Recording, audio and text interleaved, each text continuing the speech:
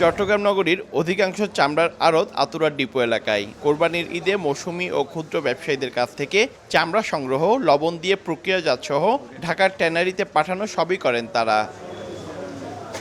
চট্টগ্রামে একটিমাত্র ট্যানারি থাকায় এই অঞ্চলের আড়তদাররা কোরবানির পশু চামড়া সংগ্রহ করে ঢাকার ট্যানারিতে বিক্রি করেন। কিন্তু বছরের পর বছর ঢাকার ট্যানারিগুলো বকেয়া পরিশোধ না করায় দেড়শোরও বেশি চামড়ার আড়তদার ব্যবসা গুটিয়ে নিয়েছেন।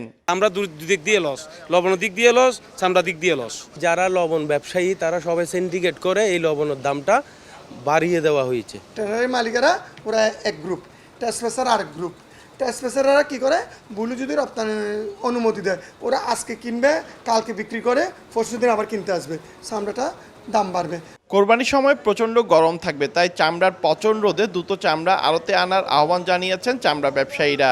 আগেভাগে চামড়াগুলো যদি এখানে নিয়ে আসে আমাদের এখানে আড়তে, তাহলে আমরা সমমত চামড়াগুলো প্রসেসিং করে গুণগত মান ঠিক রাখতে পারবো। এবার 4 লাখ চামড়া সংগ্রহের লক্ষ্যমাত্রা নির্ধারণ করেছেন আড়তদাররা।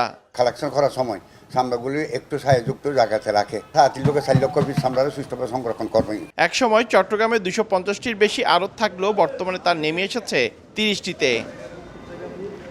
পার্থপ্রতিম বিশ্বাস, সময় সংবাদ, চট্টগ্রাম।